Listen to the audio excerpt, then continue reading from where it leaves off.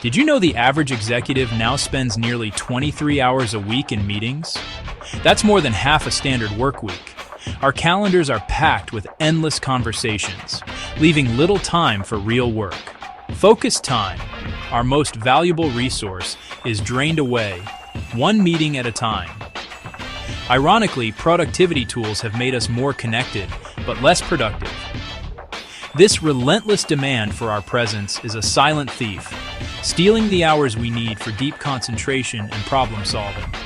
When was the last time you truly lost yourself in a challenging task? It wasn't between back-to-back calls.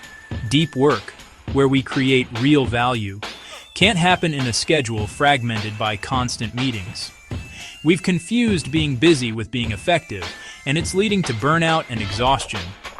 Innovation doesn't come from status updates. It comes from sustained, focused effort. Most meetings are habitual, not essential, and we accept invitations without question. It's time to challenge this assumption and reclaim our schedules. Recognize the scale of the problem. Our current approach is broken. The first step to real productivity is admitting we need a change. The endless cycle of meetings starts with a lack of clarity. When goals are vague, teams default to meetings for alignment, which only creates more questions and more meetings.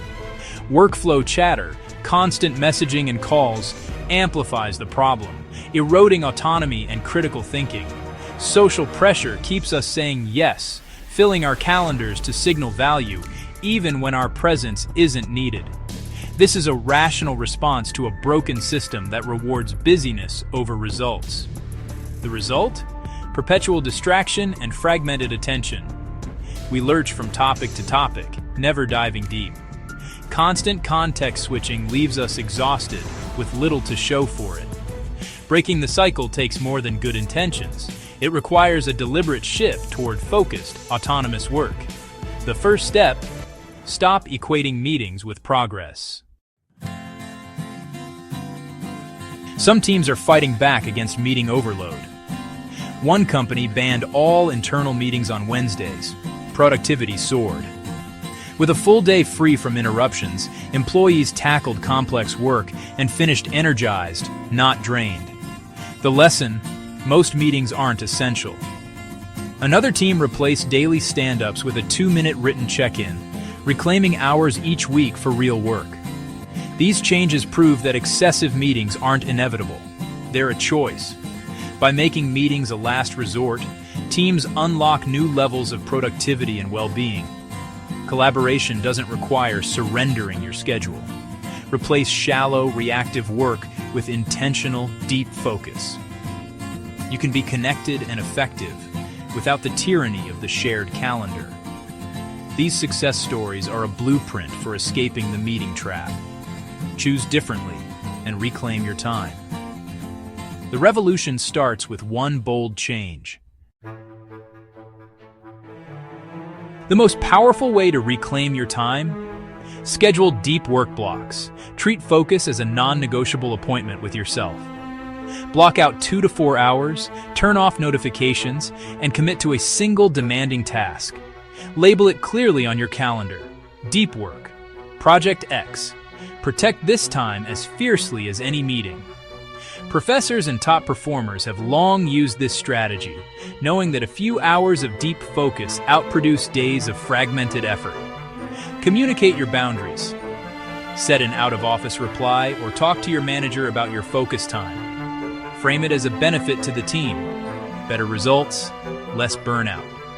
Show the value of your output and you'll earn the trust to keep this practice. Deep work blocks are the foundation of a meaningful, productive work life. Make them a habit, not an exception. Your best work happens when you protect your focus. Most meetings exist just to share information, status updates, check-ins, announcements. These are perfect candidates for asynchronous communication. Instead of gathering everyone for an hour, send a clear memo or document. Team members can read and respond on their own schedule, preserving focus. Comments and questions become a written record, reducing ambiguity. For example, a project manager replaced a weekly status meeting with a one-page update and comments, saving hours and improving clarity. Asynchronous work demands better writing and trust, but the benefits are huge. Fewer meetings, more control over your attention, and a searchable archive of decisions. Move information transfer out of meetings and into documents. Reserve real-time meetings for high-value, interactive discussions only. Embrace the asynchronous advantage to reclaim your calendar. Your time is too valuable for endless updates. Meetings expand to fill the time you give them. The default 1-hour block is a trap. Most topics need far less. Make 30 minutes your new default for meetings. This forces disciplined, clear agendas, focused discussion, and real decisions. If you get a 1-hour invite, ask, "Can we do this in 30?" For quick decisions, try 15-minute meetings. Shorter meetings mean everyone arrives prepared and stays on track. For example, a marketing team replaced a 1-hour brainstorm with a 30-minute agenda-driven session. Faster, clearer, better outcomes. Change your calendar's default to 30 minutes. Make it your personal policy. You'll be amazed at how much you accomplish with a tighter clock. Respect your time and everyone else's. Mastering your time means learning to say no, deliberately and respectfully. Don't auto-accept every invitation. Pause and evaluate. Is there a clear agenda? Am I needed? Could this be done asynchronously? If not, ask for clarification or suggest an alternative. For example, an engineer stopped attending weekly sales meetings where he rarely contributed. Instead, he offered to be available on call for technical questions. Saying no can mean declining, delegating, or proposing a more efficient approach. The key: protect your focus without rejecting your colleagues. Every yes to a low-value meeting is a no to deep work. Be a thoughtful gatekeeper of your own time. Your attention is your most limited resource. Treat it that way. Saying no isn't selfish. It's essential for real productivity. Set boundaries, and you'll do your best work. The deliberate no is your shield against calendar chaos. Productivity isn't about one magic trick. It's about building a fortress around your attention.